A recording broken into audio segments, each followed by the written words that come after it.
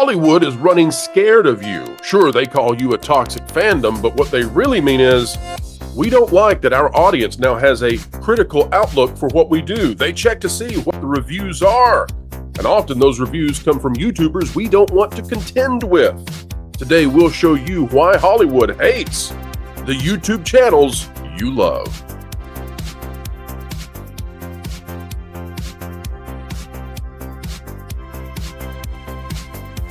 Hello folks, welcome back to the Pro Channel where we dissect Hollywood with a scalpel of truth.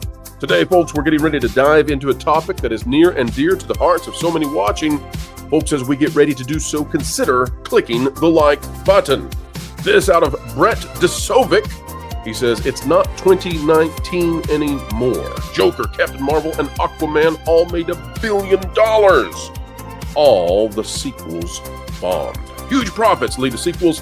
It's the way of the world. You might make the next Dark Knight or Spider-Man 2, or you could bomb like these other three films did. Risky, and boy, oh boy, did they ever bomb. And not only did they bomb, but don't forget, folks, that the way they bombed was by leaving what made them successful to utterly change that up. We could do each one of these films and talk about what caused it to fail, but and each one is a little bit different, but largely it is going into the woke ideology. That is a recipe for disaster. And in the case of some of these, they started to do that with the first, and by the second, people said, no, we don't want seconds, please. How bad is it? Well, Joker 2 has earned a score that, frankly, we did not realize was even possible. Talking with Valiant Renegade last night, we laughed because a D cinema score, we didn't realize the score could go there. We thought the score was A, B, C, and you could never get a C almost because, well, a B minus was considered the death knell of a movie or a TV show. A D? A D for cinema score? Well, it's just over. It's just over. And talk about the difference. This out of Variety, talking about how the Joker, the original, earned $1 billion by being a hardcore film that, by the way, Hollywood despised. They thought it was some sort of right-wing kind of thing. They wanted to change it. So how do you change it? Well, you bring in Gaga and you turn it into a musical. That'll work. Oh, no, it did not. You go from $1 billion film to this thing might not make $50 million. Just think about that chasm and think about what we've seen with Disney. Think about how Inside Out 2, you take away all the divisiveness, it makes $1.7 billion. You put it back in with Lightyear and Strange World, you make $200 million. That's the difference. That's the chasm. Audiences don't want division. Sorry, Will Ferrell. If you don't know that reference, maybe we'll cover it on the Pro Show. Here's the article out of Variety. It says, Joker, folie à deux. I have no idea how to say it. I apologize. If I got it right, I stumbled into correct French. Is falling flat after a D cinema score, the lowest grade ever from the research firm for a comic book movie. What does that mean? Well, folks, that means that people actually left the theater disgusted. They actually were negatively impacted by the movie. They actually had a bad time. It's the equivalent of thinking you're going to get onto an amazing attraction at a theme park only to find out that it's the Gravitron, it spins in the wrong direction and goes twice as fast. Oh, and it has jarring, sputtering moments that make you utterly nauseous. That is the Joker 2. And they don't like it. And that's why I'm now bringing this up, because I need you to see this now with the context. You see, it was 3 days ago that there were these articles out about the toxic fandoms and how Hollywood studios are having to now contend with them. This story broke just after the Rachel Zegler story, which is decimating Disney and its chances for Snow White, but it also broke days before the Joker came out. And I have a theory about this. You see, I believe that the articles that have suddenly been deluged, I'm making it a verb, I'll do that, deluged upon us, I think that all those articles were a way to defend against the transmogrification, big words here, of the Joker from something that was at least warranting $1 billion of audience, whatever you might think of the film, to something that warrants probably $50 million box office, but satisfies the far, far left. This is the justification for it, to say, well, we're under assault from toxic fandoms. And that's why, folks, we went from being under Star Wars fatigue to superhero fatigue to Disney fatigue to now, well, it's just fandom fatigue for Hollywood. Fandom fatigue. This is the article by Richard Fink. It's out of Movie Web. Toxic fandom is so out of control that studios are running stars' social media accounts. Yeah, we believe that when we see Zegler and what she says. I think, though, this is a good idea. I think that if you have a $1 billion on the line, right? Because you have to think about your opportunity cost. So if you have a movie that could make $1 billion, and let's say that you're going to invest into it $500 million, well, that's a lot of money to put into all of this, only to have everything you've done sabotaged by a young starlet who cannot control her social media, who wants to spout off about all kinds of divisive things. So I think it's a good idea. I'm shocked that they haven't been doing this all along. The funny part about it is the framing of it, right? Let's do a wise thing, but let's attack the people who forced us to do the cautious and careful and wise thing in the first place. Here's the article. It says, it seems like every franchise, from the MCU to Star Wars to even Lord of the Rings, has a large portion of toxic fans. And by that, they mean people who don't like their product. Now, this would be a bizarre thing to say if you were any other industry, right? So if you were in fast food, you would never say, seafood buffets all over the nation are facing a large portion of toxic fans, because the toxic fans would refer to people who don't like seafood. And let's say that you changed your seafood buffet into a country-style chicken wing place, and then all of your seafood fans no longer like it. You would never come back and say, people who do not like the change in our restaurant to now serving the best and finest of poultry, well, they are toxic fans for disliking our changeover. You would never do that because you want to bring people in. You might start going back to the seafood again, or you might rebrand or something like that. Hollywood doesn't work that way because Hollywood runs on hubris. In response, studios are coming up with new ways to combat aggressive fans, including taking over a star's social media account. Now, remember, the stars are behind red ropes, and they've got bodyguards. Aggressive fans. Listen, I don't want anybody to be physically aggressive. That's not what this is talking about. It's talking about, like, you're aggressive with having an opinion, right? While franchises with zealous fan bases have become the dominant form of entertainment on film and television, with the admiration also comes many individuals who, oh my gosh, will critique, tear down, and even attack any new project with a franchise. Notice that each one of those three things means the same thing. It means won't like the product. Report of toxic fan behavior are now commonplace, with House of the Dragon getting review bombed because two women shared a smooch. It feels never ending, and actors, filmmakers, and studios need to find a balance between taking on those potentially lucrative franchises while keeping themselves mentally and physically safe. Well, what is that talking about, mentally and physically safe? Well, words are no-nos if you don't agree with what the bozos at Hollywood say.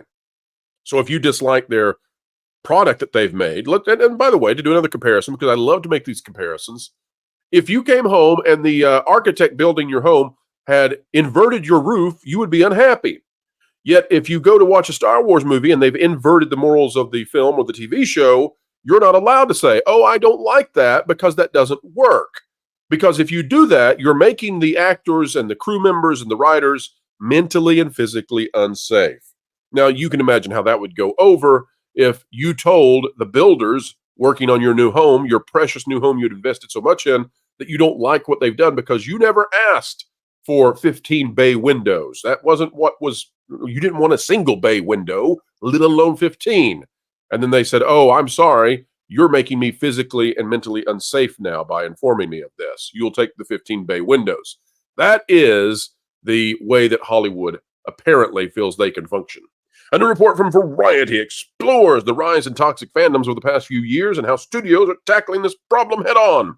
According to the report, in addition to sending actors to social media boot camp, I don't believe it, in extreme cases, a studio might get an actor's permission to take over their social media accounts. Zegler! When actors start receiving threats of violence, studios will hire security firms to remove the talent's information from the internet to protect them from online harassment. Now, this has been going on forever, right? Forever and ever. If someone is out there in the public eye, then they are put into more danger than they would be were they not. It is an unfortunate risk that comes along with the job. And frankly, I think that every film company out there should provide security to their stars, no matter And they should do it a priori, right? You should get that defense and protection, because you never know in this world what nut job is going to see something and decide they're going to stalk you. And this has been going on for decades and decades. I won't name the actresses who have dealt with this back in the 70s and 80s and 90s and before that as well, because I don't want to draw attention to their stalkers, right? We don't do that here on this channel because we believe that's a bad idea. But there have been many, many of them who have suffered this sort of thing. So this is not new either. It says, several studio representatives declined to speak with Variety on the record over concerns regarding toxic fandoms, which often employ targeted harassment and coordinated review bombing of specific titles. This goes back to the idea that there are Russian trolls out there, troll farms, who are just desperate to review bomb Last Jedi. I simply do not believe that, folks. I don't think that there's targeted, empowered, synthetic attempts to review bomb TV shows and movies, because I think that requires a level of coordination that simply isn't likely for entertainment criticisms. One studio representative described it as a lose-lose situation. But do you know how you don't lose-lose, folks? You don't do Joker 2s. That's how you don't lose-lose. You don't do Last Jedis. That's how you don't lose-lose. You don't do Marvels. That's how you don't lose-lose. It's amazing to me that when you make movies that people want, right? Top Gun Maverick, Godzilla -1, we can keep going on. When you make movies that people like, Deadpool and Wolverine, said, I told you we could do it. If you make movies that people like, then you don't have these problems. And when you exacerbate these problems, when you put out a bad movie by blaming it on everything else besides you and the bad movie you made, then all you do is agitate your consumers and drive them away. It would never work in any other industry, and that's exactly what we've been saying. But folks, fear not, for we bring you now to the conclusion of this video of excellence with the real thing that's happening, that which Hollywood does not want you to know. And that is, you're winning, and you're winning dramatically, and we're winning. And do you know how we're winning? Take a look at this. It's the Nielsen gauge, right? This is a gauge that shows, well, in a very clear way, what is going on in entertainment. You can see that broadcast represents 22% now of all TV watching. Cable is 26.3%. Other is 10.7%. And streaming is 41%. But of streaming, which is where they want to go, who is winning? Well, the companies are very angry at Nielsen. And the companies are very angry because they never wanted YouTube to be included in this. And yet Nielsen is stuck having to do that because YouTube is clearly running away with what gets watched on TV. In comparison to YouTube at 10.6%, that which you are now watching to enjoy this content, right? I'm a YouTube content creator.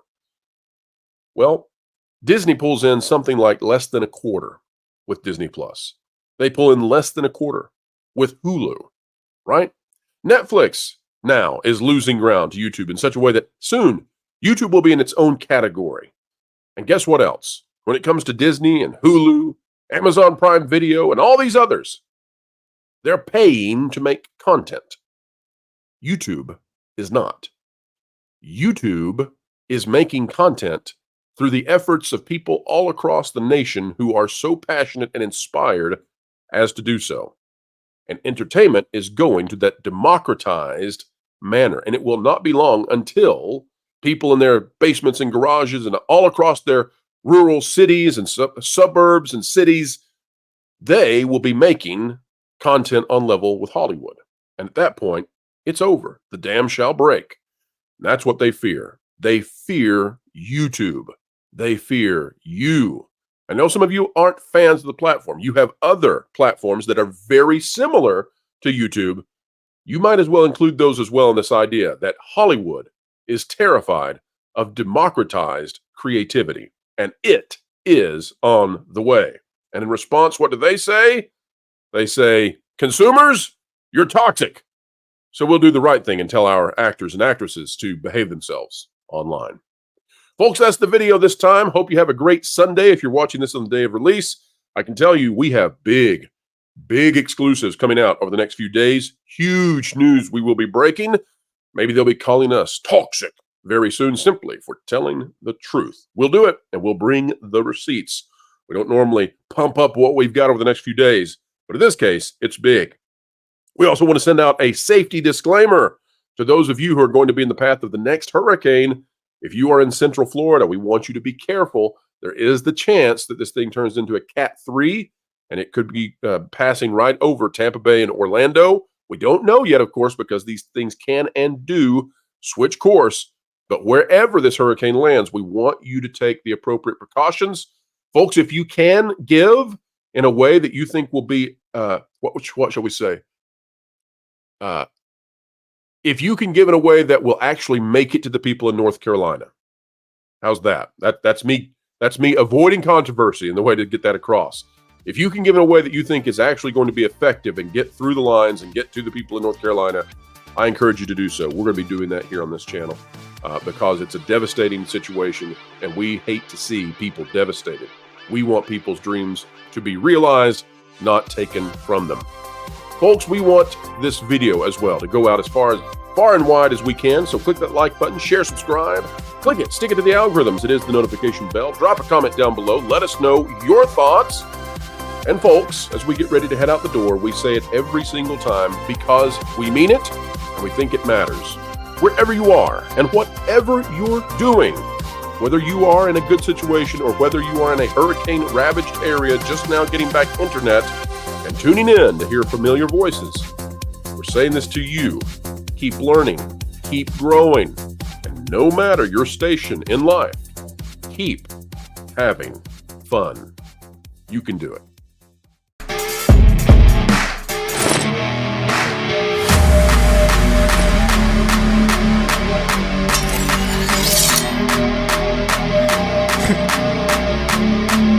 Wilton, what are you doing?